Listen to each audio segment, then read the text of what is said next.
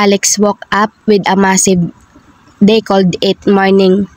At mas lalo pang ang niya nang makita kung sino ang katabi niyang matulog at nakayakap sa kanya. Ethel. God, why was temptation so hard to resist? Pinalibot niya ang mga bisig sa bewang ng katabi, saka ang tungki ng ilong nito, patungo sa pisngi, hanggang sa bumaba iyon sa mga nito.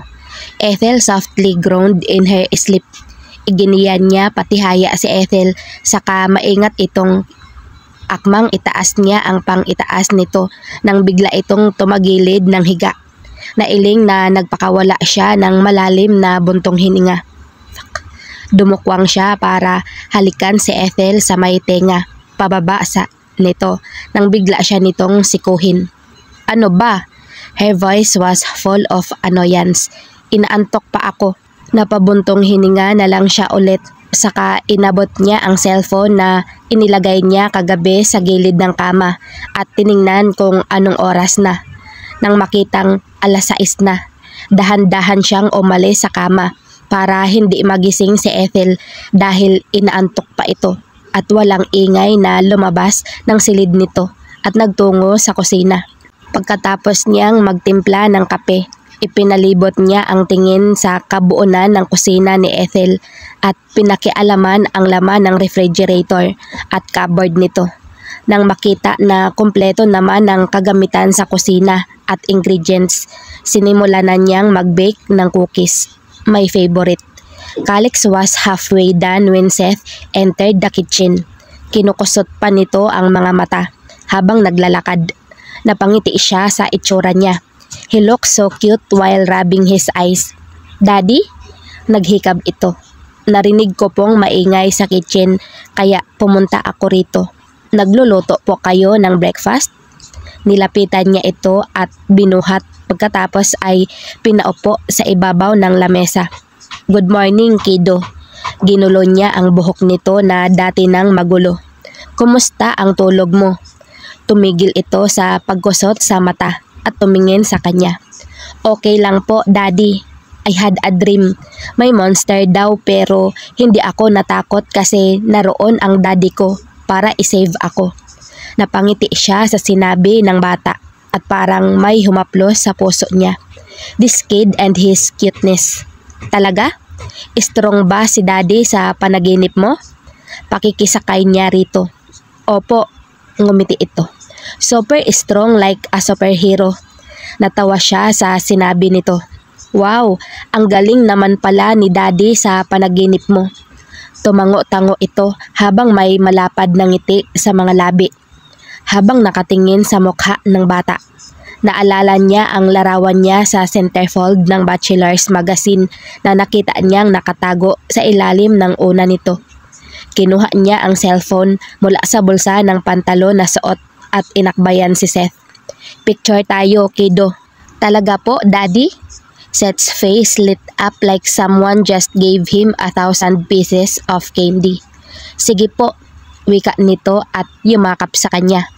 Tumawa siya at ini-stretch niya ang braso. Pagkatapos ay iniharap niya sa kanilang dalawa ang kamera ng cellphone niya.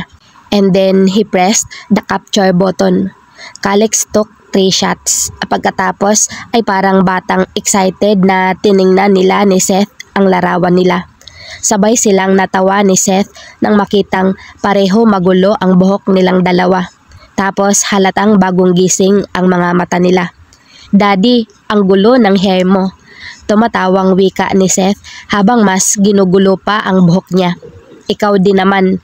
Inakbayan niya ulit ito at ginulo ng ginulo ang buhok nito. Daddy, Seth squealed.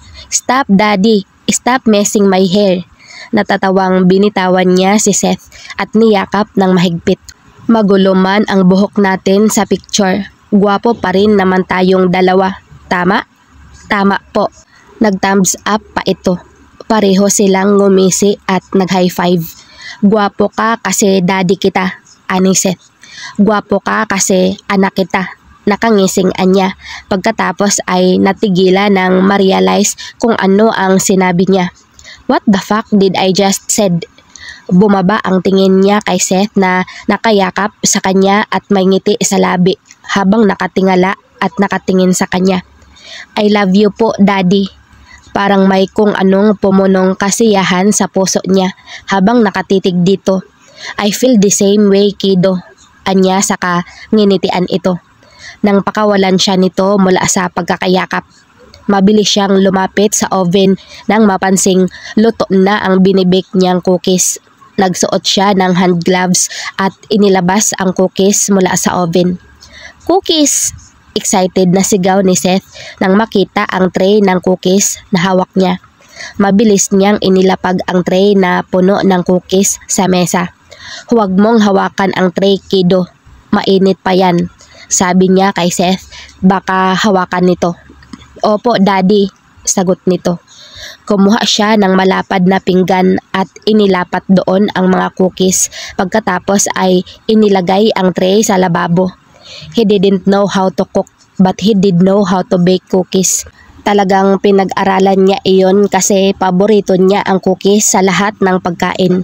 Binalingan niya si Seth na nakaupo pa rin sa ibabaw ng mesa at parang takam na nakatingin sa cookies na abot kamay lang nito.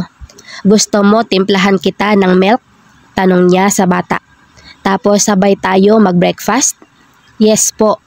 Mabilis nitong sagot na tumatango-tango pa. Mabilis niyang pinagtimpla ng gatas si Seth at inilapag ang isang baso ng gatas sa harapan nito. Siya naman ay umupo sa silya at kumuha ng cookies at iniumang iyon sa bibig ni Seth. Say nakangiting sabi niya. Natawa siya nang mabilis na kinagat ni Seth ang cookies at nangalahati kaagad yun. Ang charap-charap, wika nito habang ngumunguya. Don't talk when your mouth is full, kiddo. Baka mabulunan ka. Tumango ang bata at pinagpatuloy ang pagkain ng cookies habang unti-unting inuubos ang gatas nito. Siya naman ay sumisimsim ng kape habang kumakain din ng cookies. Ang sarap po ng cookies, Daddy, sabi ni Seth na hindi maipaliwanag ang saya sa mukha nito. Paborito ko po ang cookies kasi ang sarap.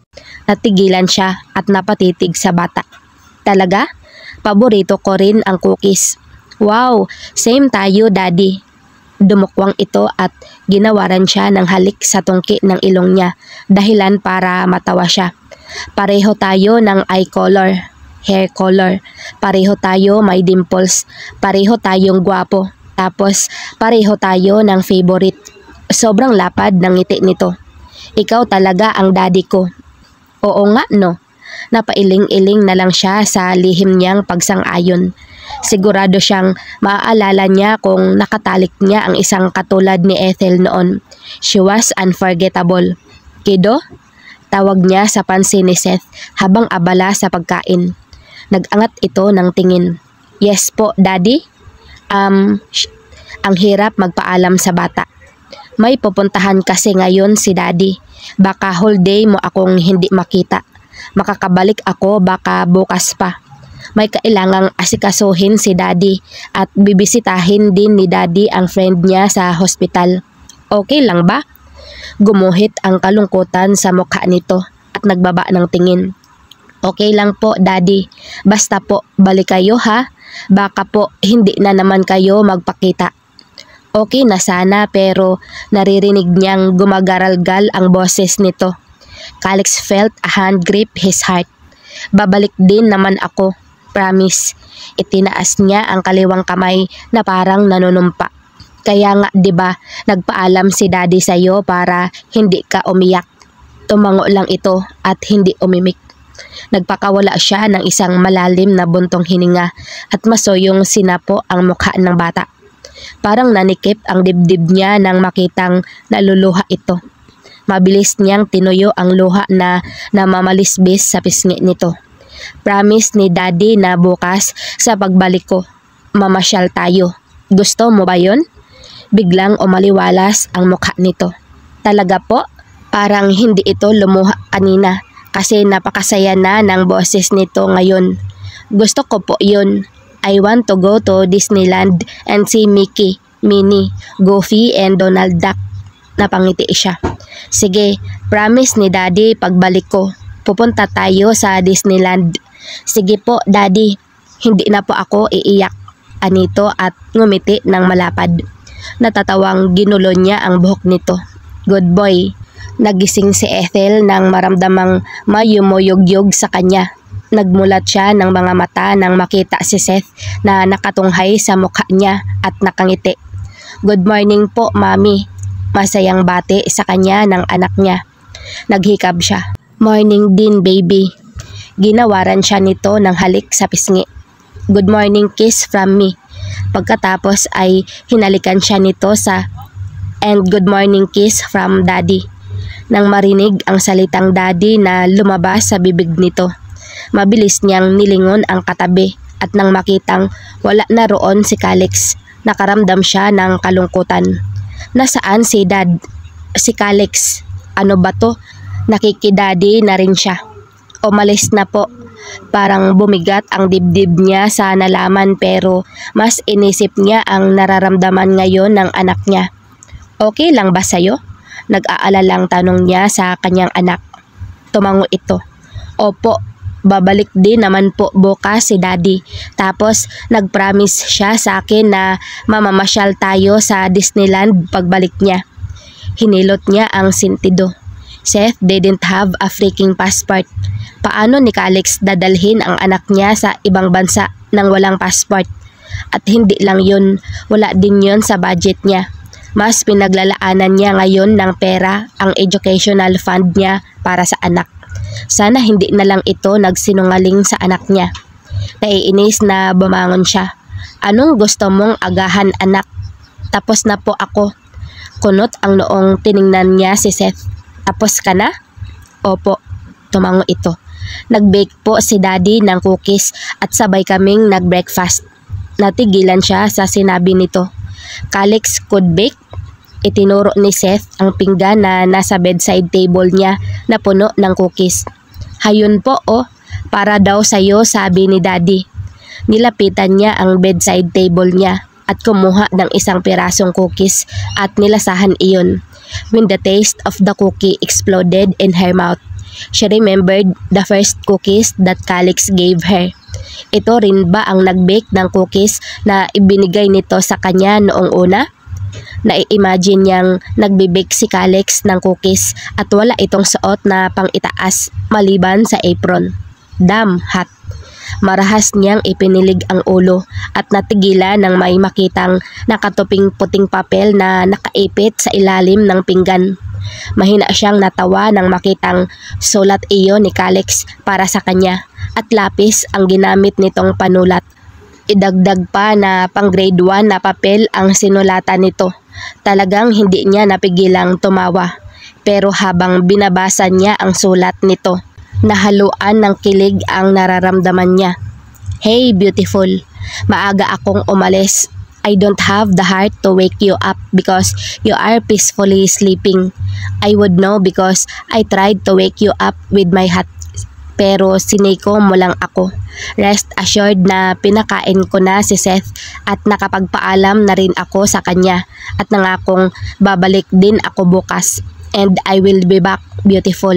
I will be knocking on your apartment door first thing tomorrow morning. So don't miss me too much. Though if you miss me too much, that would be okay too. Anyway, I left photos in your printer. Sorry, pinakialaman ko ang laptop at printer mo. But thank you dahil may photo paper kang nakaimbak at pinakialaman ko rin yun. That's all. God bless. Have a bright day ahead and I hope that the cookies I bake may give you a very pleasant good morning. Here to stay, Calix. Humugot si Ethel ng isang malalim na hininga pagkatapos niyang basahin ang sulat sa kanya ni Calix. Ano ba ang mayroon sa lalaking yun at kinikilig siya sa simpleng sulat lang nito? Naiiling na binalingan niya si Seth na abala sa pagpindot-pindot sa cellphone niya. Dito ka lang anak, may kukunin lang si Mami. Okay po, Mami. Huwag malikot. Opo. Lumabas siya sa kwarto at tinungo ang study table niya kung saan naroon ang printer at laptop niya. And true to Calix's words, may dalawang larawan na naroon sa printer. Ang unang larawan ay si Calix at Seth. Nakahubad baro ang binata at halatang bagong gising ang dalawa dahil magulo pa ang buhok ng mga ito. Nakaakbay ang binata sa anak niya at si Seth naman ay nakayakap sa binata. Parang kuha ang larawan na iyon sa kusina. Ang ikalawa naman ay larawan nilang tatlo. And she was sleeping in the picture while the two boys were grinning from ear to ear at the camera. Ang lalaking yun talaga, hindi man lang siya ginising. At tulad ng sa cookies, may sulat ding iniwan doon si Calix. Nakasiksik naman iyon sa gilid ng laptop niya. Hey again my beautiful Ethel, pakibigay ng picture na iyan kay Seth. Put it in the picture frame first. I don't want Seth keeping a magazine picture of me. Gusto ko kung may makikita man siyang picture ko. Yun ay ang magkasama kami at magkasama tayong tatlo. Diba mas masaya yun? Calix. Ethel was touched after reading Calix's second message. Why was Calix so sweet, so understanding, and so damn caring to her son? Kaya hindi na siya magtataka kung isang araw magising na lang siya na malalim na ang nararamdaman niya para sa binata. Even now, she could feel herself falling crazily and deeply for Calix Vargas, and it scared her.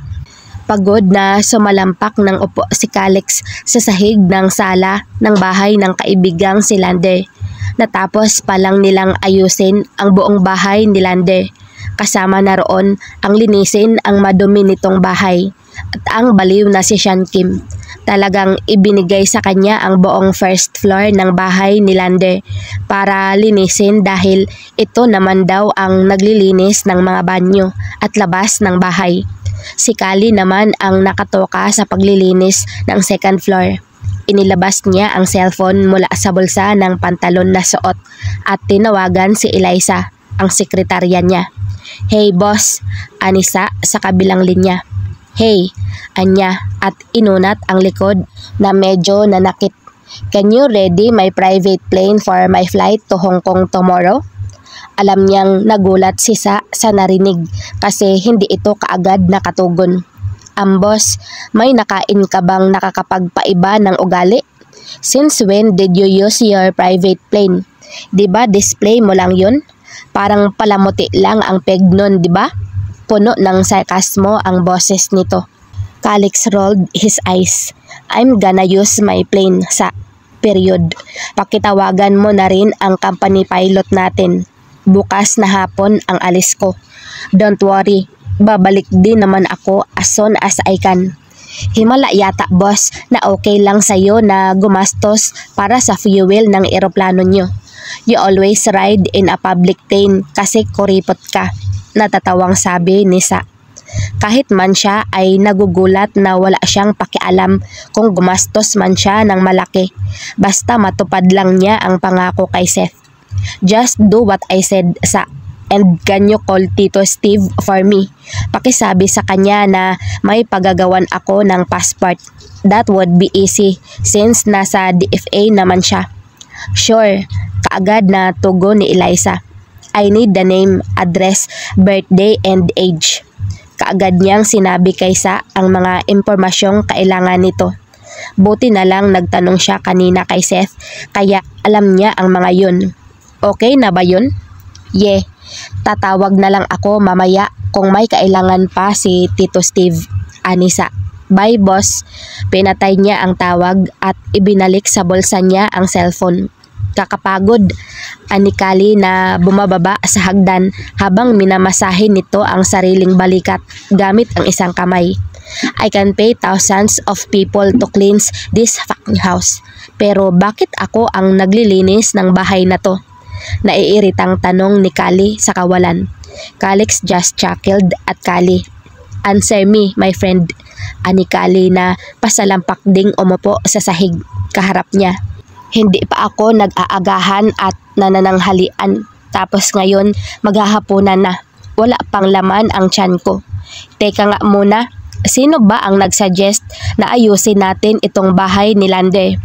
Sino nga ba? Me.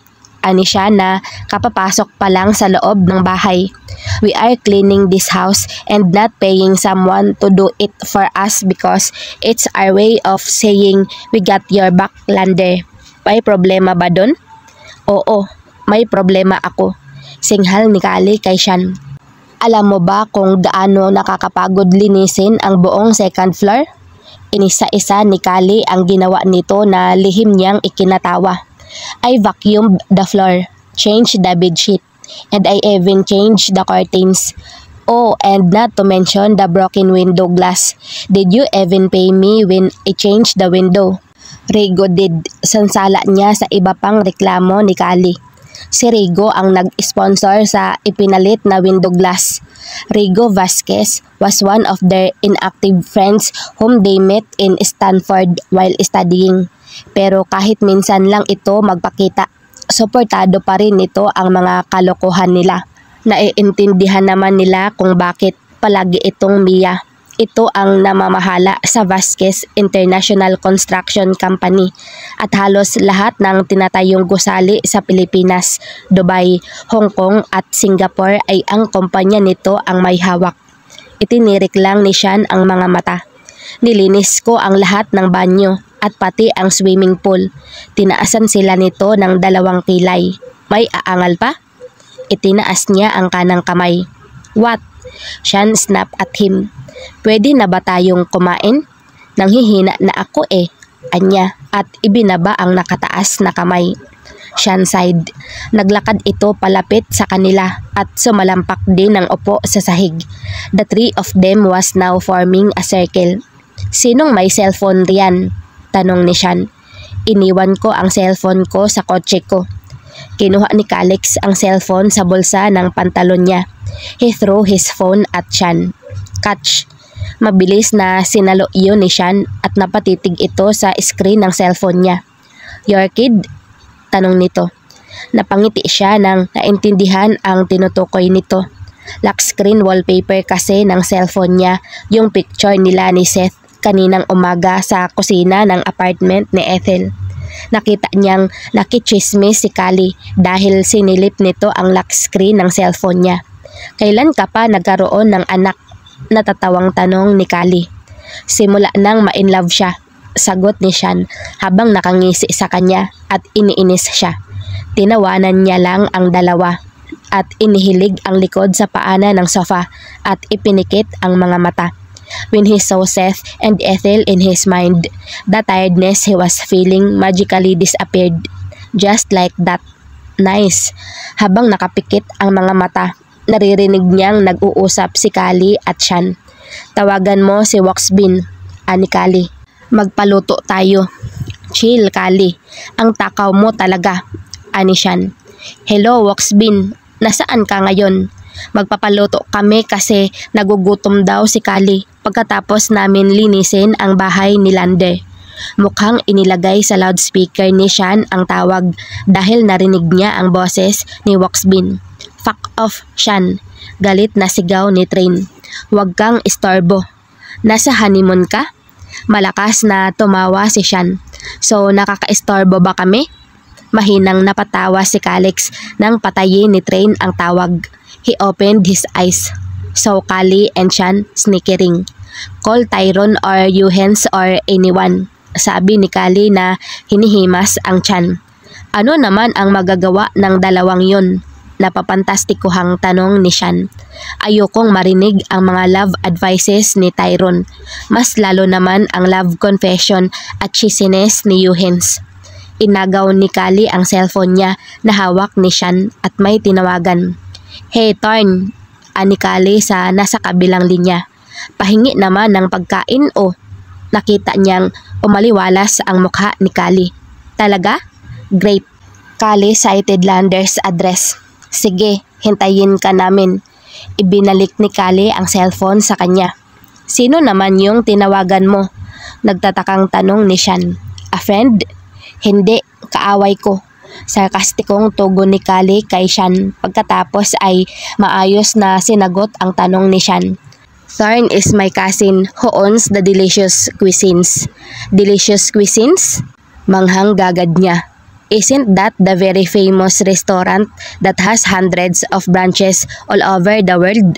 Na-feature ang restaurant na yon sa Guinness World of Record for having 10 different cuisine in just one restaurant. Tumango si Sean. Yun na nga yun. Ang alam ko, sikat ang delicious cuisines dahil kakaiba ang restaurant na yun. The restaurant consists of 10 floors and in every floor, they introduce different cuisines. Yeah, it is awesome.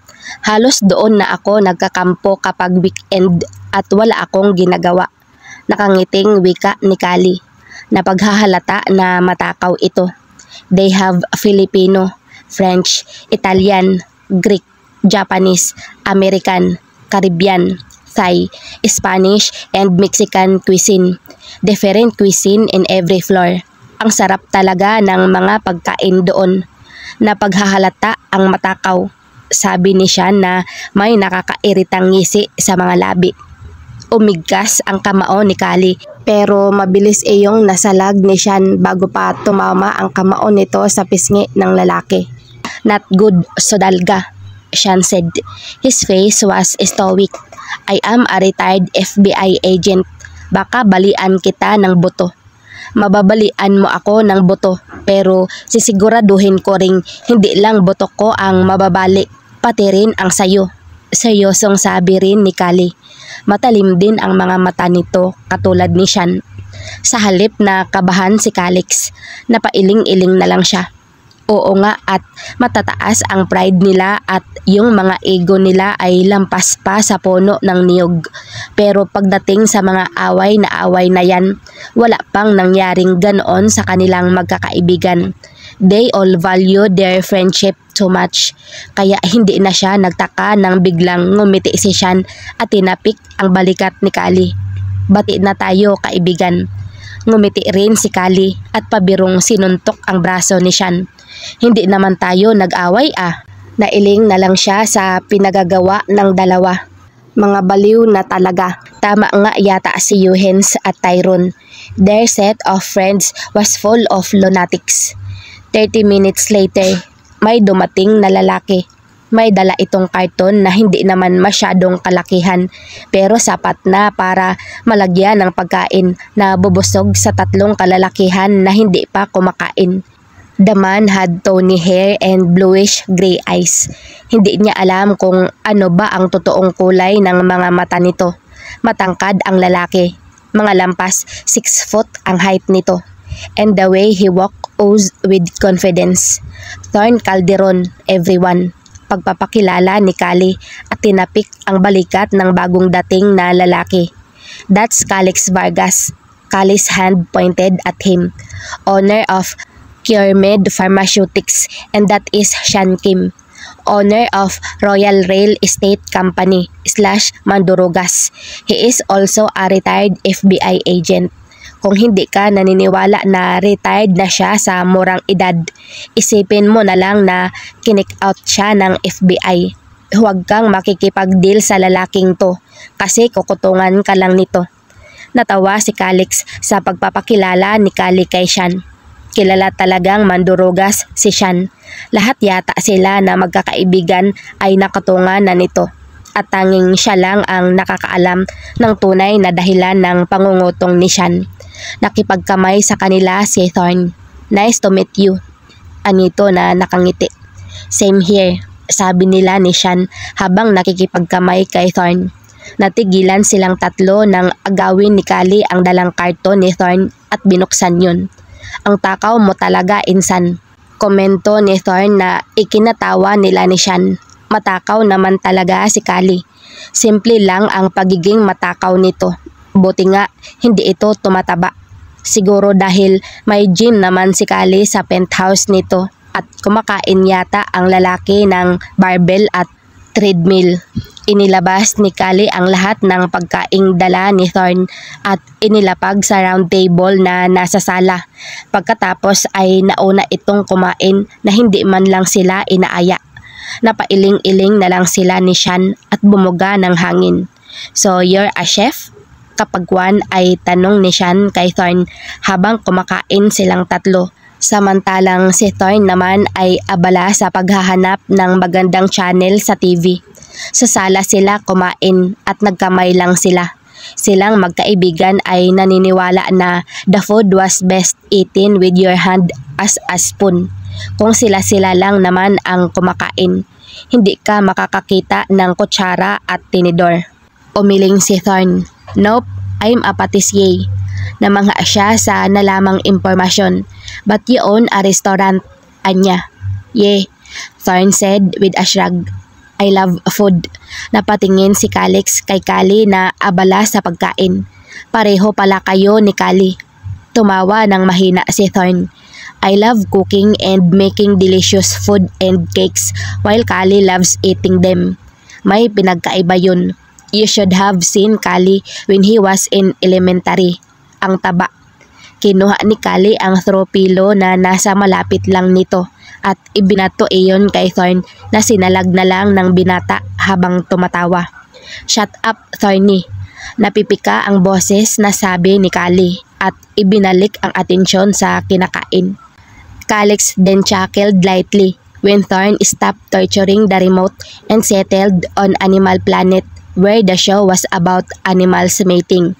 Napailing-iling na lang siya nang makakita ng hippopotamus na mukhang may saltik din sa ulo si Thorn. Magpinsan nga ito at si Kali, parehong miyembro ng Lunatic Club. Nag-aagahan si Ethel at Seth nang may kumatok sa pinto ng apartment nila. Nauna nang tumakbo si Seth patungo sa pinto at excited na binuksan iyon. Siya naman ay nakasunod lang dito. Daddy! Matinis at masayang sigaw ni Seth na ikinabilis ng tibok ng puso ni Ethel. Ethel already made peace with the fact that she was really falling for Calix and seeing him again after a day that he was gone.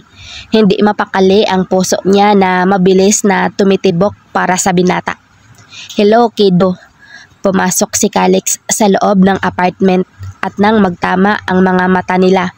Nginitian siya nito dahilan para lumabas ang beloy nito sa magkabilang pisngi. Damn, so hot. Hey, beautiful. Bati nito sa kanya. Kinagat niya ang pang-ibabang labi para itago ang kinikilig na ngiti sa mga labi niya. Hi, I'm back. Sabi nito habang matiim na nakatingin sa mga mata niya. Yeah, he was back. Tulad ng pangako nito na babalik ito. Maybe, just maybe, Calix was really different from those men. I hope so. Hindi niya napigilan ang nararamdaman. Sinugod niya ng mahigpit na yakap ang binata. Thank you for coming back, anya, at ginawaran ito ng halik sa leeg. I miss you. Pag-amin niya kapag kwan. I miss you more, beautiful. Ani Calix at hinalikan siya sa pisngi. Their eyes met and they couldn't look away. Hindi niya alam kung bakit na-miss niya talaga ito kahit isang araw niya lang itong hindi nakita. Daddy, ano yang dala mo? Tanong ni Seth na pumutol sa pagtitigan nila ng binata. Ibinaba niya ang tingin sa tinutukoy ni Seth. It was a box wrapped in a red cover. Ibinigay ni Calix ang box kay Seth. Buksan mo, para yan sayo. Excited na tinanggap at binuksan ni Seth ang box. Sobrang lapad ng ngiti nito nang makakita ng stuffed toy na Mickey, Goofy, Donald Duck at Pluto sa loob ng box. Lumuhod si Calix para magpantay ang mukha nito at ni Seth. Alam mo ba kung anong ibig sabihin niyan? Seth looked at Calix, confusion in his pitch black eyes. Ano po, Daddy? Calix grinned and shouted excitedly. Pupunta tayo sa Disneyland. Biglang naghihiyaw si Seth at tumalon-talon. Hindi maipinta ang kasiyahan sa mukha ng anak niya. Seth kept on screaming and screaming in so much excitement. Calix, hindi mo naman kailangang gawin to, sabi ni Ethel kay Calix. At paano mo maisasakay sa eroplano si Seth? Wala naman siyang passport. Problem solved. Putol nito sa sasabihin niya at mariin siyang hinalikan sa mga labi. At saka gusto kong maging masaya si Seth and if Disneyland can make him happy, Then, we're going to Disneyland. Napatanga na lang siya sa binata. Calix never ceased to surprise and amaze her. He was too good to be true. And if it was too good to be true, then it probably was. I hope not. Larawan ng isang masayang pamilya si Ethel, Calix at Seth habang nagsha-shopping sila. Pumayag si Ethel na ipasyal sila ni Calix sa Hong Kong. Paano naman siyang makakahindi na pumalahaw ng iyak si Seth nang sabihin niyang busy siya at hindi sila makakasama. Her son looked happy as they talk about what they would do on their trip to Hong Kong except visiting Disneyland. At iyon din ang dahilan kung bakit magsha-shopping sila ngayon. Ang totoo niyan, ayaw ni Ethel na mag-shopping sila dahil nga sa kakulangan sa pera. Pero wala siyang nagawa dahil pinagtulungan siya ni Calix at ng anak niya. Kaya naman, heto sila ngayon sa mall, namimili para sa pag-alis nila mamayang hapon. Mami, gusto ko po ng shoes na yun. Turo ng kanyang anak sa pambatang sapatos na nakadisplay. Nasa loob sila ng isang mamahaling shoe boutique at ni ayaw niyang tumingin sa mga paninda na naroon kasi alam niyang libo-libo ang presyo ng bawat isa. Anak, hindi naman tayo narito para bumili ng shoes mo, sabi niya kay Seth na nakatingin pa rin sa sapatos na tinuro nito. Narito tayo kasi sinamahan natin si Tito Calix mo na bumili ng bagong shoes. Sumimangot ito at hindi na umimik. Alam niyang nagtatampo ito. Huminga siya ng malalim at kinuha ang sapatos na tinuro nito. Pagkatapos ay tiningnan ang presyo. Muntik nang malaglag ang panga niya nang makitang halos 10,000 ang halaga ng sapatos. Mabilis niyang ibinalik yon sa lalagyan at hihilain sana paalis si Seth nang may pamilyar na boses na tumawag sa pangalan niya. Ethel? Nilingon niya ang tumawag sa kanyang pangalan at ganoon na lamang ang pagkabigla na naramdaman niya nang makita si Vincent na nakatayo hindi kalayuan sa kanya. Vincent? Hindi pa rin makapaniwalang sambit niya sa pangalan ng kanyang ex-boyfriend. Tumango ang lalaki. Ako nga. Lumapit ito sa kanya at natigilan nang makita si Seth na nasa tabi niya at nakatingin pa rin sa sapatos na tinuro nito. Siya ba ang anak mo? Tumango siya. Oo, Seth ang pangalan niya. Matamang tinitigan ni Vincent ang anak niya. Matagal na rin pala mula noong maghiwalay tayo. Anito na may panghihinayang ang boses. Kung inintindi ko lang sana ang kalagayan mo noon, sana masaya tayo ngayon kasama si Seth. Hindi naramdaman ni Ethel ang palaging nararamdaman niya kay Calix sa tuwing sinasabi nitong tanggap nito si Seth. Tipid lang siyang ngumiti. Matagal na yun, dapat nang kalimutan. Marahang tumawa si Vincent.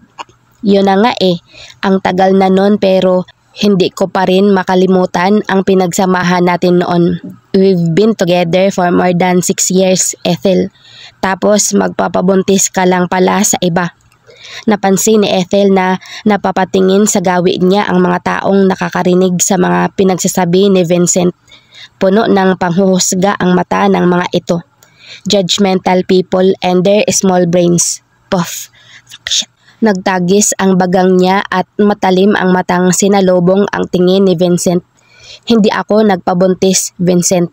Alam mong aksidente ang nangyari. Vincent rolled his eyes. Aksidente? Ano yun? Nasagasaan ka tapos nabuntis ka? Puno ng sarkasmo ang boses nito.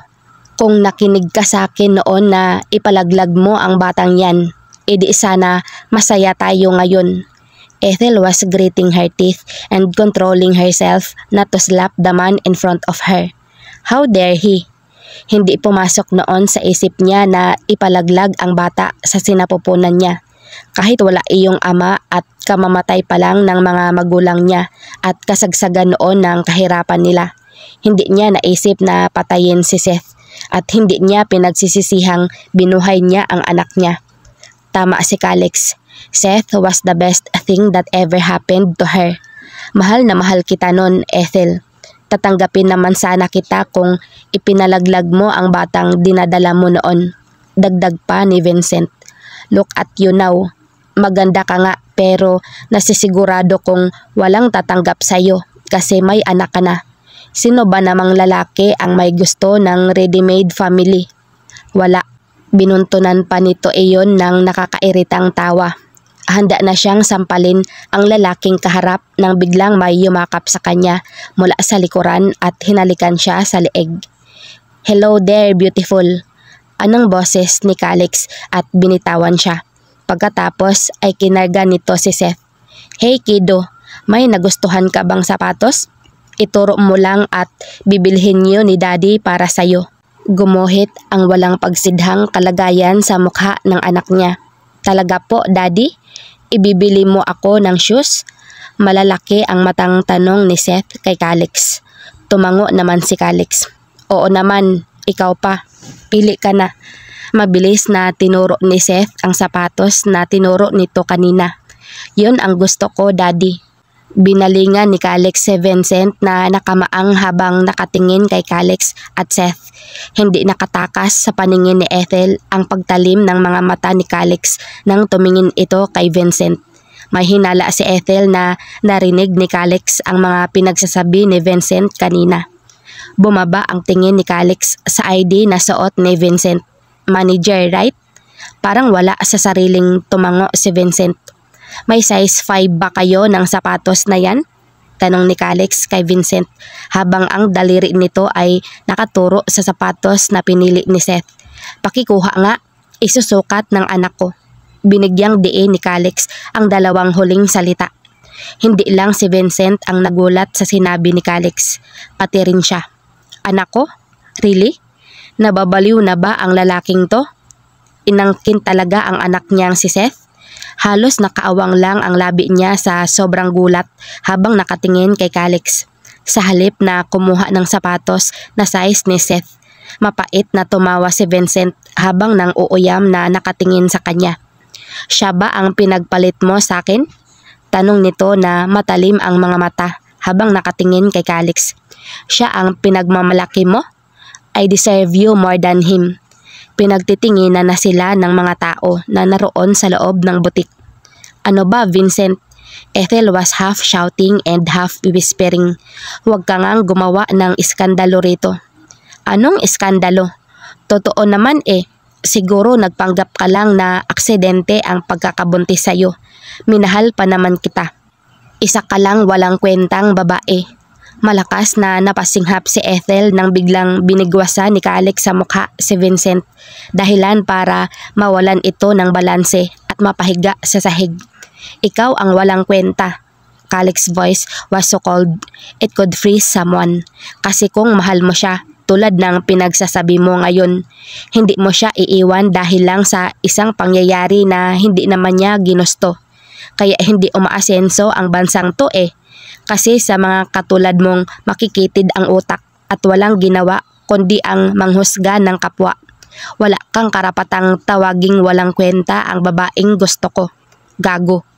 Binitawan nito ang sapatos na hawak at tumama iyon sa mukha ni Vincent.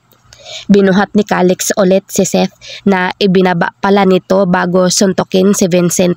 Pagkatapos ay pinagsiklop ang kamay nila at hinila siya palabas ng nasabing butik.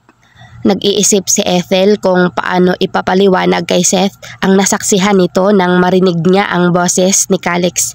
Sorry kiddo ha, wika nito habang sinusuklay ang buhok ni Seth. Sorry at nakita mong may sinuntok si daddy. Nagalit lang ako kasi pinagsalitaan niya ng hindi maganda ang mami mo eh. Huwag mong gagayahin ang ginawa ko ha. Hindi lang kasi nakapagpigil si daddy. Kaya nabigwasan ko ang gagong yun. At sorry dahil hindi natin nabili ang sapatos na gusto mo. Ngumiti ang anak niya at niyakap si Calix. Okay lang yun, daddy. Ang cool mo nga eh. At dapat lang yun kasi bad siya kay mami ko. Calix smiled and hugged Seth back. Hindi maialis ni Ethel ang tingin kay Calix at Seth na parang may sariling mundo habang nag-uusap. From the other person point of view. Anak ni Calix si Seth. at nakikita niya ang pagmamahal ni Calix sa anak nito. Ethel could see in the depths of Calix's pitch black eyes that somehow he cared for Seth and that touched her heart as a mother. Calix was really something. Ipinalibot niya ang mga braso sa leeg ni Calix at hinalikan ang binata sa likod ng tenga nito. Salamat sa pagtatanggol sa akin, Calix. It means so much to me. Binalingan siya nito at kinindatan. No one insult the woman I like. Ethel bit her lower lip as her heart erratically hammered inside her chest at what Calix had just said. The woman whom he likes. God, parang sasabog ang dibdib niya sa sobrang lakas ng tibok ng puso niya. Halika na, anang boses ni Calix na pumutol sa pag-iisip niya. Kain muna tayo tapos dadaan tayo sa apartment ko, then sa penthouse ko. And then, we're off to the airport and hello Disneyland. Masayang bumungis-ngis si Seth. Yehey! Makikita ko na si Mickey Mouse. Mahinang natawa si Ethel at magkasabay silang naglakad ni Calix patungo sa pinakamalapit na kainan. Hong Kong was only 1 hour and 41 minutes away from the Philippines nang makita ni Ethel ang pribadong eroplano ni Calix. Nakanganga lang siya at hindi makapaniwala na sasakay siya sa isang private plane na pag-aari ng binata. Holy shit, gaano ba talaga kayaman ang isang Calix Vargas? To think that he owned a freaking plane. Bullcrap.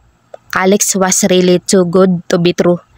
Nang makalapag ang pag-aaring eroplano ni Calix sa Hong Kong, kinausap muna nito ang piloto bago sila lumabas ng eroplano. Hindi na si Ethel nagulat nang may sumundo sa kanilang kotse na BMW at inihatid sila sa Sapantas Hotel, isa sa magagarang hotel dito sa Hong Kong. Nalula si Ethel sa sobrang ganda ng nasabing hotel at mas lalo pa siyang nalula nang makapasok sila sa napiling silid ni Calix. This is the deluxe room. Anang lalaki na magsisilbing butler nila 24/7.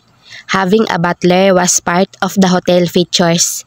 In this part of the room, iminuwestra ng butler ang kamay nito sa glass wall. You will see the stunning view of Victoria Harbor and beyond to the popular Tsim Sha Tsui district on the Kowloon Peninsula. The butler slightly bowed his head. On behalf of Sapanta Hotel, I wish you to have a very relaxing vacation. Just call me when you need anything. Then the butler exited. Napatitig sila ni Calix sa pintong nilabasan ng lalaki, kapagkuan at pareho silang natawa. Ang gara naman ng kwarto na to, komento niya habang pinapalibot ang paningin sa kabuuan ng silid. Sang-ayon ni Calix at niyakap siya mula sa likuran. I once stayed here just for fun and it was fun. Ang dami nilang restaurants dito. Hindi mo na kailangan pang lumabas para kumain. And then, they have this beautiful terrace restaurant. Very beautiful. If you enjoy Japanese cuisines, that's the restaurant for you. Humarap siya sa binata at ipinalibot ang mga braso sa leeg nito. I want to go to this terrace restaurant, but first, she pressed her lips on his and quickly pulled away. I want to say thank you. Sobrang maraming salamat dahil sa iyo. Nakapunta ulit ako sa ibang bansa. Napatitig ito sa kanya. What do you mean? I'll tell you later. Pinakawalan niya ang binata at hinanap si Seth. Nakita niya ang anak niya na panay ang talon sa ibabaw ng kama. Mahina siyang napatawa ng parang bata na ginaya rin ni Calix ang ginagawa ni Seth. Napailing-iling na lang siya sa pinagagawa ng dalawa. Childish. Lumapit si Ethel sa luggage na naglalaman ng damit niya at kumuha roon ng tuwalya, pajama at spaghetti strap na pang itaas. Iniwan niya sa kwarto si Calix at Seth at pumasok sa banyo. Umawang ang bibig niya nang makitang may LCD TV sa loob ng banyo at mayroon ding jacuzzi. Nakaseparate ang shower room at marble ang sahig at dingding ng banyo. Huminga siya ng malalim at nag-umpisang hubarin ang damit na suot. Pagkatapos niyang mag-shower at nang makalabas na siya sa banyo, Natigilan siya nang makitang tulog na si Calix at Seth. Magkatabi ang dalawa sa kama at nakayakap si Calix kay Seth habang si Seth naman ay nakaunan sa braso ng binata. Parang may kamay na humaplo sa puso niya sa nakita. She prayed to God na sana si Calix na talaga ang lalaki na bubura sa lahat ng mapapait niyang karanasan sa pag-ibig. She wished that Calix was the one she would end up with and the one she will grow old with. Just a hopeful thinking. Pagbukas ng Hong Kong Disneyland, isa sila Calix, Ethel at Seth sa mga naunang pumasok. Si Seth na yata ang pinakamasayang bata sa buong mundo nang mapanood nito ang Flights of Fantasy Parade kung saan naroon sina Mickey, Minnie, Donald Duck and Goofy. Dinala ni Calix ang DSLR camera nito kaya walang tigil sa pagkuha ng picture ang binata. Siyempre, may larawan si Seth na kasama ang mga paborito nitong cartoon characters na napapanood lang nito sa Disney Junior. Kapag nakikita ni Ethel ang masayang mukha ni Seth, siya na rin ang pinakamasayang ina sa buong mundo. At that this was all because Calix who made her son the happiest child ever. She thanked him for that. Grabe daddy, ang saya-saya ko. Halos sumisigaw na ang anak niya sa sobrang kasiyahan. Good, ginulo ni Calix ang buhok ni Seth. Yun ang pinunta natin dito, ang mag-enjoy ka. Hindi nawala ang ngiti sa mga labi ni Seth hanggang sa pumasok sila sa Mystic Point.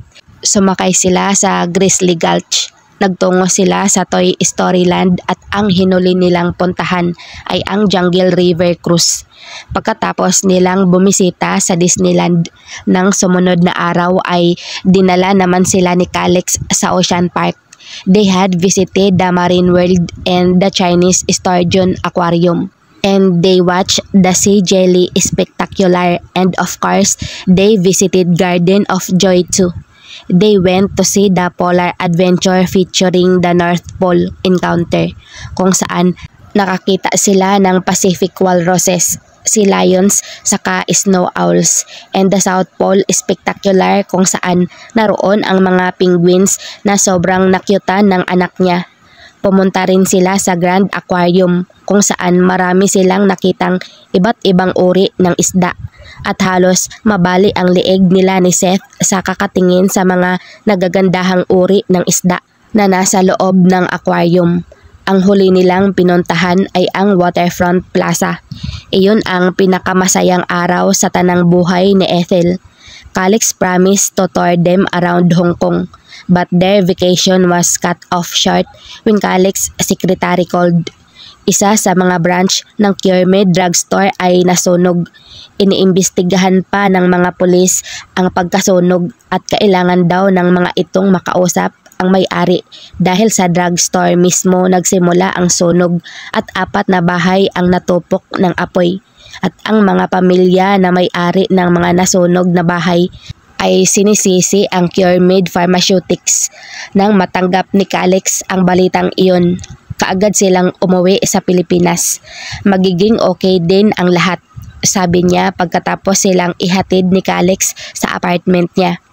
Tumango ito para halatang hindi ito okay. I know, nakokonsensya lang ako dahil may nadamay sa sunog. Niyakap niya ang binata at hinalikan ito sa mga pisngi. Tawagan mo ako kapag kailangan mo ako. Tumango ito at nagpaalam kay Seth bago umalis ng apartment niya. Mami, ang saya po ng pinuntahan natin. Narinig niyang sabi ni Seth habang nakaupo ito sa mahabang sofa. Sana makabalik pa tayo roon. Ngumiti si Ethel. Sana nga anak. Tumabi siya ng upo kay Seth at niyakap ang anak niya. Mami, kailan babalik si Daddy? Kinagat niya ang pang-ibabang labi. Hindi ko alam, baby. Magiging abala si Daddy nitong mga araw na darating. May inaasikaso kasi siya at hindi natin pwedeng abalahin. Tumango-tango ito at inihilig ang ulo sa hita niya. Sana mami dito na sa atin tumira si Daddy. Nanikip ang dibdib niya sa hiling ng anak. Sana nga no? Pero hindi naman natin desisyon yun. Desisyon yun ng daddy mo. Parang normal na sa kanya na tawaging daddy si Calix at sanay na siyang naririnig na tinatawag ni Seth na daddy si Calix. Nasasanay na sila ng anak niya na palaging nariyan si Calix sa tabi nila. Sana naman hindi ito mawala katulad ng ikinatakot niya kasi nag-uumpisa na siyang mangarap ng kinabukasan na kasama ang binata. 3 days had passed and still no sign of Calix. Nag-uumpisa na siyang pagdudahan ang hindi pagpapakita nito sa kanya. Pero ganoon na lamang ang gulat niya nang umuwi siya galing sa pag-grocery at hindi na si Beth ang naabutan niyang bantay ni Seth kundi si Calix na. Naglalaro ang dalawa ng Lego sa sala at pareho ang mga itong nakadapa sa sahig. Nang makita niya si Calix, mabilis siyang lumapit dito at umupo sa likod nito at hinalikan ang batok nito patungo sa leeg. Bakit ngayon ka lang? Pabulong niyang tanong sa binata. Hindi niya kayang itago ang pagkamis na nararamdaman niya para sa binata. Masyadong focus si Seth sa paglalaro ng Lego kaya hindi nito alintana ang posisyon nila ni Calix. Ethel was sitting on Calix's sexy back and she was leaning in. Her breast was pressed against his back and her breath was fanning his neck. Ethel, beautiful. Calix groaned like he was being tortured. I miss you so much, beautiful, and I'm really having a massive boner. I can feel your mouth against my back. Damn it. So please get off me. She giggled and whispered on his ear. Am I turning you on? Calix gave her a sideways glance. Ano sa tingin mo? Tinawanan niya ito at umalis sa pagkakaupo sa likod ng binata. Bakit ngayon ka lang nagpakita? Tanong niya nang makadapa siya sa sahig sa tabi nito. She was pointing her elbows on the floor to support her upper weight. Na-miss mo ako? Tanong ni Calix habang naglalaro ng Lego. Oo, nahiyang pag-amin niya. Calix chuckled. Talaga? Sinimangutan niya ito. Oo nga sabi eh. Mahina itong tumawa, saka tinitigan siya. I miss you too. Inihilig niya ang ulo sa balikat nito. Kumusta ka na? Okay naman ako. Pasensya na at hindi ako nagpakita ng ilang araw. Inayos ko pa kasi ang pansamantalang titirahan ng mga nadamay sa sunog. It was an accident but still may nadamay kaya inayos ko muna ang lahat bago ako nagpakita sa'yo. Humilig din ito sa ulo niya. I miss you, beautiful. I miss you too. Habang sinasabi ang apat na katagang iyon, may nabuo ng plano sa isip ni Ethel. Bahala na mamaya. After dinner, Calix stayed. May baon itong damit kaya naman sa apartment na lang niya ito naligo at nagbihis. Habang pinapatulog ni Calix si Seth sa kabilang silid, inayos naman ni Ethel ang hihigaan nila. Pagkatapos ay humarap siya sa salamin at tinanggal ang pagkakabuhol ng roba na suot para tingnan ang black lingerie na suot niya. Napalunok siya nang maramdamang kinakabahan siya. Dapat hindi siya kabahan. Ito ang gusto niya. Ito ang gusto ng katawan at puso't isip niya. Tanggap na niya ang lalim ng nararamdaman niya para kay Calix. Kaya nga ginagawa niya ito. Kaya ko to. Nang marinig niyang bumukas ang pinto, mabilis niyang ibinalik sa pagkakabuhol ang roba na suot at nakangiting humarap sa binata. Hi! Kinakabahang sabi niya. Natigilan ito. Hey! Kinunutan siya nito ng noo. Okay ka lang? You look tense. Tumango siya at humarap ulit sa salamin. Okay lang ako. Naglakad palapit sa kanya si Calix at pumosisyon ang binata sa likod niya. Nagtama ang mga mata nila ni Calix sa salamin. Unang tingin pa lang niya sa mga mata nito. Alam kaagad niya ang gusto nitong gawin. She saw desire in his pitch black eyes and she wanted him to desire her more. Beautiful. Hinawi nito ang buhok niya na tumatabing sa balikat niya at siya doon saka bumulong.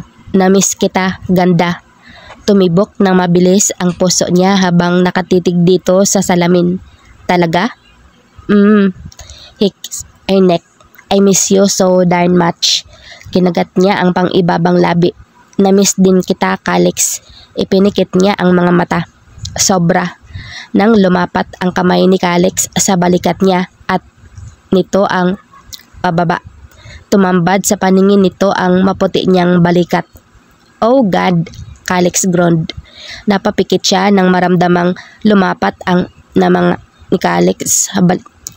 His lips lingered on the same spot for the moment before it moved upward to her.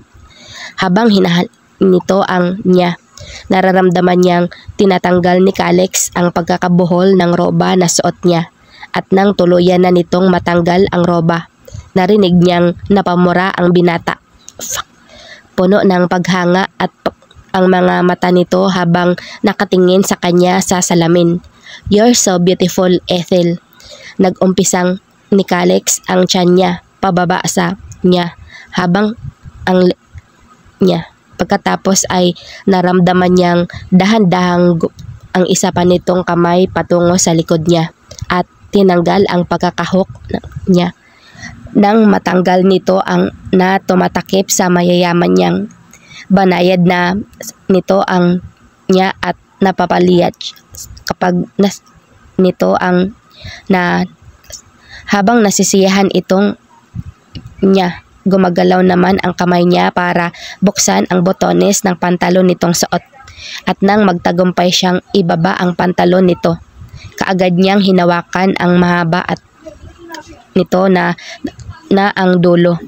"Oh," ni Calix nang ipaikot-ikot niya ang dulo ng daliri sa dulo ng nito. "Keep doing that, beautiful." Nag-uumpisa ng hingalin ang binata.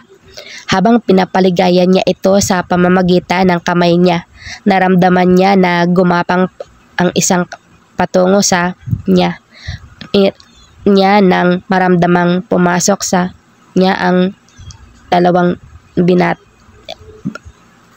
Banayad lang ang bawat galaw ng daliri nito sa naglalaro sa niya.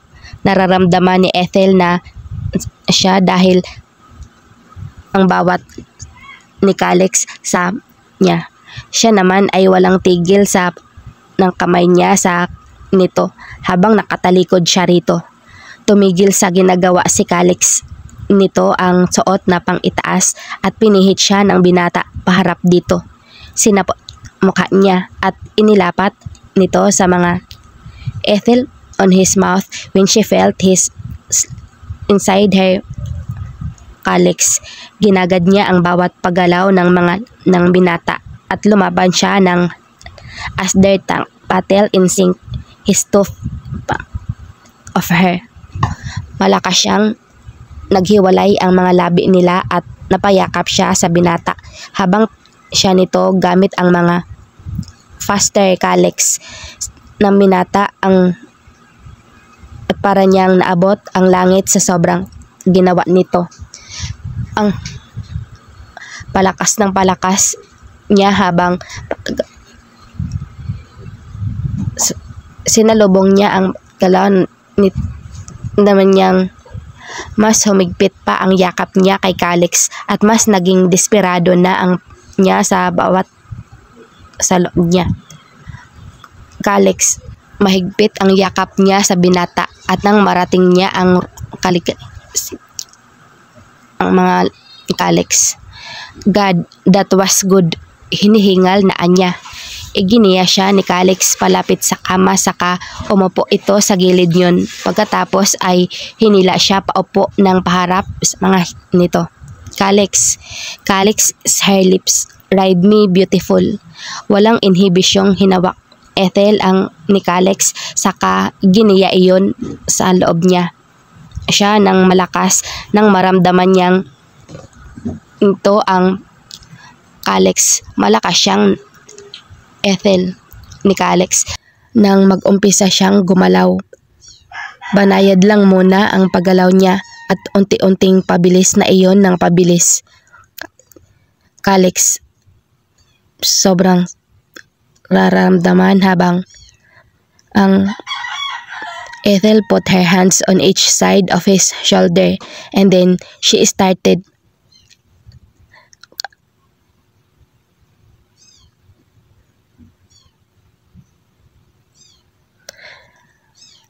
wala siyang pakialam kahit nangangawit na ang balak niya. Sige lang siya ng sige at patuloy na Calix sa nanyang. It felt good. It felt like heaven and she wanted more. More of this. Sabay tayo. Hiningal na wika ni Calix at hinawakan nito ang niya. Pagkatapos ay tumayo ito at siya habang ito ay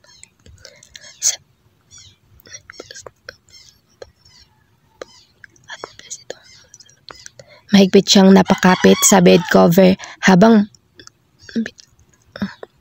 pabilis ng pabilis ang bawat nito at nang maramdaman niyang malapit na siya naman, umarko ang katawan niya at nang malakas. Ethel, when she reached her climax and when she felt Calix inside her, so good. Naramdaman niyang hinihingal na nahiga si Calix sa tabi niya at nang bumaling siya sa gawi nito, nakapikit ang mata ni Calix at may ngiti ito sa mga labi. Bakit ka nangingiti, Rian? Hindi niya mapigilang tanungin ang binata habang habol ang hininga. Iminulat nito ang mga mata saka bumaling sa kanya. Naroon pa rin sa mga labi nito ang masayang ngiti na nagpapabilis sa tibok ng puso niya. Because I'm happy, Anito. Masaya ka dahil? I'm happy because I just made love to an amazing and beautiful woman in the whole wide world. Kinagat niya ang pang-ibabang labi para itago ang ngiti niya sa mga labi. Yun lang ang dahilan ng pagngiti mo? There is one. At ano naman yun? Usisa niya sa binata. Now I'm sure. Kumunot ang noon niya. Sure sa ano? Calix just smiled and winked at her. Secret, inirapan niya ito. Ewan ko sa'yo. Nangingiting tumagilid ito ng higa saka niyakap siya sa bewang. Rest now, beautiful. Second round later. Lihim siyang napangiti sa sinabi nito. Second round, looking forward to it. Nasa Delicious Cuisines restaurant sina Calix at Ethel kasama si Seth na masayang kausap si Calix nang biglang may umistorbo sa kanila. Nagtagis ang bagang ni Ethel nang makitang si Cole ang tumawag sa pangalan ni Seth. And Seth, being an innocent one, lumingon naman ito sa papalapit ng lalaki at kinawayan. Hey Seth, bati ni Cole sa anak niya. Walang imik na nagpatuloy ni Ethel ang pagkain. Ayaw niyang may masabing hindi maganda si Calix at si Cole sa isa't isa. She saw how Calix's jaw tightened when Cole walked their table. Hawak din nito ang kamay niya sa ilalim ng mesa at panay ang pisil nito sa kamay niya. Hello po, Tito Cole. Masayang bati ni Seth sa lalaki. Tito Cole, narito na po ang daddy ko. Pagkukwento ng anak niya. Hinintay niyang magsalita si Cole. Daddy mo? May pang-uuyam sa boses ni Cole. Baka naman made up daddy lang na ginawa ng mami mo. Napamulagat siya at puno ng pag-aalala na tumingin sa anak niya. Nakahinga ng maluwag si Ethel nang makitang nakangiti lang si Seth habang nakatingin kay Calix na madilim ang mukha. Hindi po, siya po talaga ang daddy ko. Sagot naman ni Seth kay Cole. Dinala nga po kami ni daddy sa Disneyland. Seth, I'm sure ginawa lang yon ng made up daddy mo para maikama ang Cole words were cut off when Calix gripped the collar of Cole's polo and then dragged the man to the men's bathroom. Naiwan sila ni Seth sa mesa. Ang ibang tao na naroon ay nakatingin sa kanila ni Seth pero pinagsawalang bahala niya yun. Kain ka lang anak, anya kay Seth. Mami, saan dadalhin ni Daddy si Tito Cole? Inosenteng tanong ng anak niya. Nginitian niya ito. Mag-uusap lang sila anak. Ano po ang pag-uusapan nila? Hindi ko alam anak eh. Tanungin mo na lang si Daddy kapag bumalik na siya. Gusto rin niyang malaman kung anong pinag-usapan ng dalawa. Gusto niyang malaman kung bakit hinila ni Calix si Cole patungong men's restroom. Sana naman hindi tama ang hinala niya. Ayaw niyang nakikipag-away si Calix nang dahil sa kanya. Paano na lang kung magkaroon ito ng pasa o kaya sugat? Pagkalipas ng ilang minutong pag-aalala niya kay Calix, bumalik na ito sa mesa nila. Nakangiti ito habang humihingi ng tawad dahil natagalan daw ito sa restroom. Okay lang po, Daddy, ani Seth at ipinapatuloy ang pagkain ng finikya. It was a Greek dessert, a mixture of orange and cinnamon. It tastes delicious. Hinawakan niya sa balikat si Calix at pabulong na nagtanong, "Anong ginawa mo?" "You know what, Ethel?" Nagdilim ang mukha nito habang nakatingin sa kanya. Akala ko noon ako na ang pinakagagong lalaki sa mundo dahil sa pagiging babaero ko. Pero may mas higit pa pala sa akin. That man is an asshole and he deserved what I did to him. It was a sweet gesture but she was worried. Anong ginawa mo sa kanya? Mas lalong nagdilim ang mukha nito at nagtagis ang bagang. Bakit? Nag-aalala ka sa kanya? Pinaikot niya ang mga mata. Ako? Nag-aalala? Piktusan ko siya eh. Lumamlam ang mga mata niya at hinawakan ang kamay ni Calix na nasa ibabaw ng lamesa. Ikaw ang inaalala ko. Ano bang ginawa mo? If you punch him or something, baka magsumbong yun sa mga pulis. Ayokong mangyari yun ng dahil sa akin. Kaagad na nawala ang pagdidilim ng mukha nito at nginitian siya. You don't have to worry about me, Ethel. I'm fine. Anong hindi ako dapat mag-alala sa'yo? Pinukol niya ito ng masamang tingin. I was worried because I cared for you, Calix. You cared for me? Nanunodyo ang kislap ng mga mata nito. So, you like me now? Hindi na ako isang walang kwentang playboy na dapat ibaon sa lupa? Natatawang napailing-iling siya nang maalala ang sinabi niya rito noon. I was lying when I said that. Pag-amin niya sa binata. Takot lang ako noon na malaman mo na may anak ako. Nasanay na kasi ako na hindi palaging tanggap ang anak ko at isa kang binata. Walang sabit at habulin ng babae. So, I'm sorry kung nasabi ko yon sa'yo. Napatango-tango si Calix. That's okay. Naintindihan ko naman. He leaned into her. Pero may tanong ako. Ano? He smiled, showing his set of dimples. Do you like me now, Ethel? Kaagad na bumilis ang tibok ng puso niya. Para iyong tambol na napakalakas ng tunog. Nang mag-iwas siya ng tingin, hinawakan ni Calix ang pisngi niya at pilit siyang pinatingin sa mga mata nito. Sagutin mo ako, Ethel. Napakabaritono ng boses nito. Gusto mo ba ako? Nahihiyang tumango siya at tumingin sa mga mata ng binata. Yes, I like you, Calix. Like was an understatement of what she felt for this man. Pero siya aaming mahal na niya ito hanggat wala itong sinasabi sa kanya. Like and love was two different things. Kinagat ni Calix ang pang-ibabang labi para siguro pigilan ang ngiting gustong kumawala sa mga labi nito. Para itong kinikilig na ewan, kaya naman hindi niya napigilan ang tumawa. Calix innocently gave her a questioning look. What? Umiling siya habang may ngiti sa mga labi. Kinilig ka, no? Nawala ang ngiti nito sa mga labi, saka pinukol siya ng masamang tingin. Shut up, Ethel. Malakas siyang natawa. Wala siyang pakialam kung pinagtitinginan siya ng mga tao. Hindi siya makapaniwala na kinikilig pala ang mga lalaki. Calix looked so cute and edible. Shut it, beautiful. Saway sa kanya ni Calix. She did stop laughing but she chuckled from time to time. Alam niyang nababad trip na sa kanya si Calix, kaya naman ginawa niya ang lahat para hindi na matawa. Thank you for not laughing anymore. Sarkastikong wika ni Calix na ikinangiti niya. You're welcome. Nakangising sabi niya.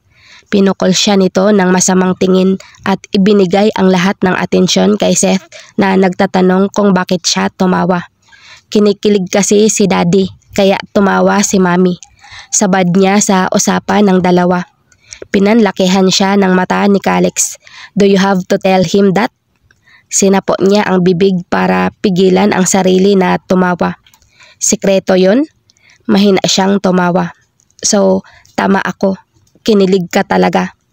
Ethel gasped and stopped speaking when Calix leaned into her and was about to capture her lips when someone cleared their throat. SPG is not allowed in the Greek cuisine floor. Nilingon ni Calix ang nagsalita. Kapag Juan ay nginitian nito ang lalaki at nakipagkamay ito sa lalaki na may berdeng mga mata. Hey Thorn, ani Calix sa lalaki at binalingan sila ni Seth. This is Ethel, pagpapakilala nito sa kanya.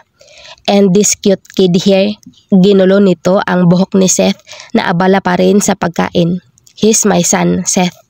Hindi na magtataka si Ethel kung umingos ang lalaki nang sabihin ni Calix na anak nito si Seth.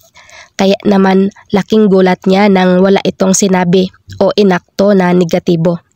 Hey Ethel, Thorn smiled at her and damn he was hot.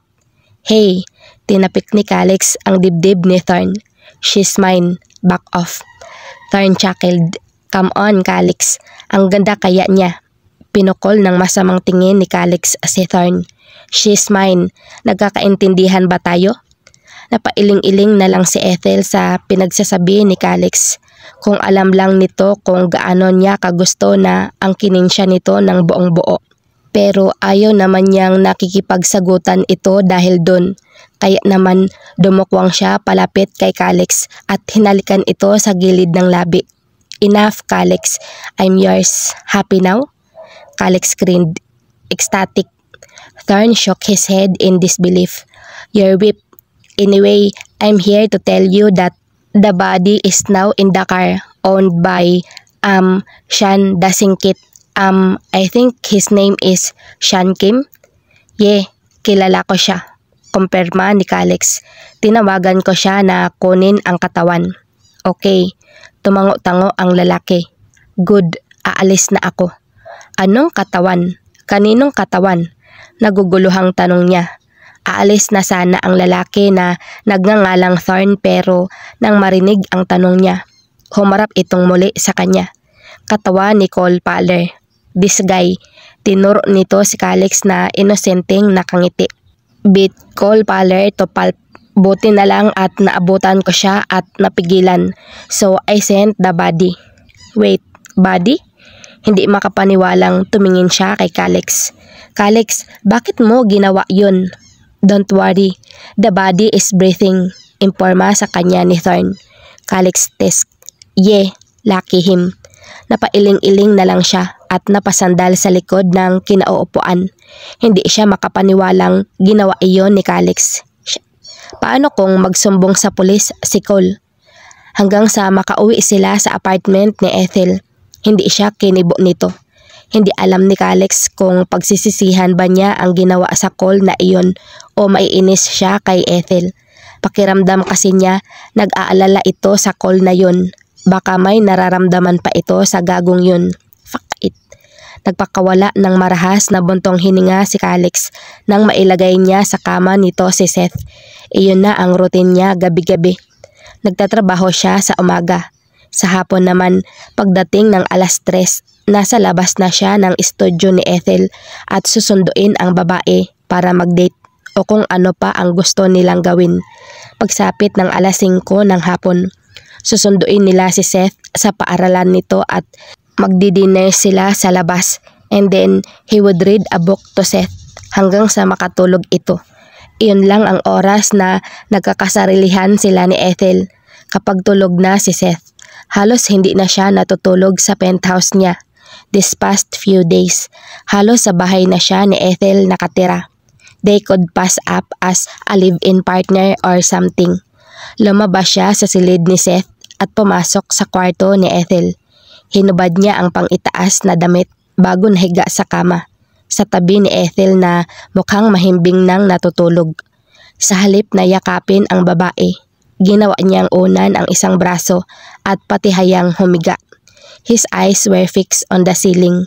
Iniisip niya kung ano ba talaga ang dahilan kung bakit hindi siya kinikibo ni Ethel. Maliban sa pagbugbog niya sa gagong yun. Wala naman eh. He was nothing but loyal to her. Kahit nga wala naman talaga silang relasyon, kaya imposibleng ang pagiging playboy niya ang issue rito. kasi wala namang babae sa buhay niya maliban dito at mami niya.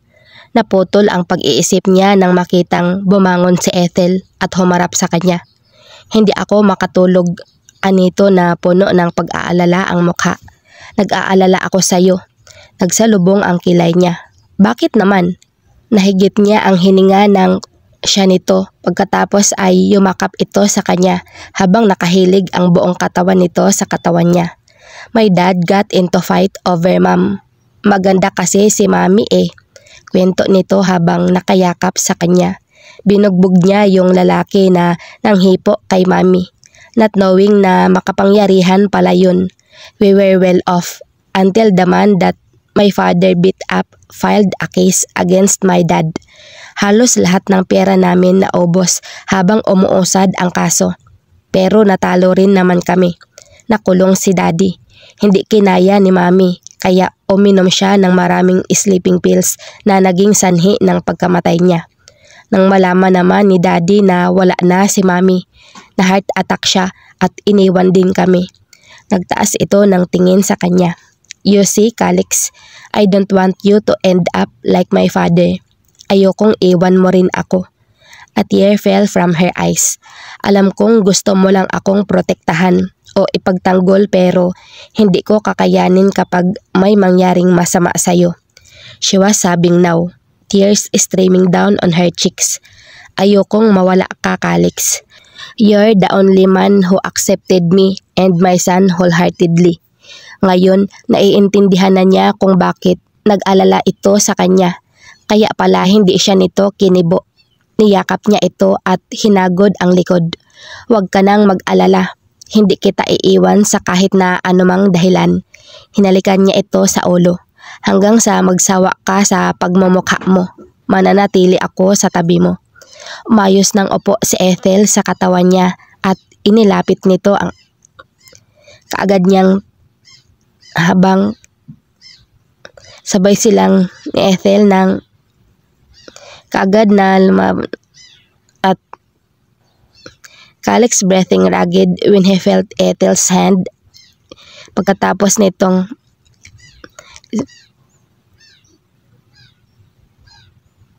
sa tuwing tinutulungan niya itong tinatapik nito ang kamay niya kaya hindi na siya tumulong. Nang wala nang kaagad nitong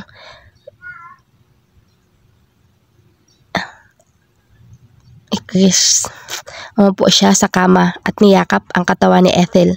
Nakaupo paharap sa habang ang mga paa nito ay and then Ethel started rocking his freaking world. She moved up and down while he thrust in and out.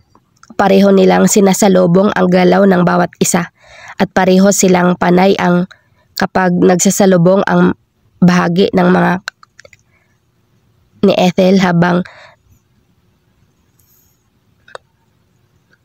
naramdaman din niyang kaya naman mas binilisan pa niya ang bawat paggalaw.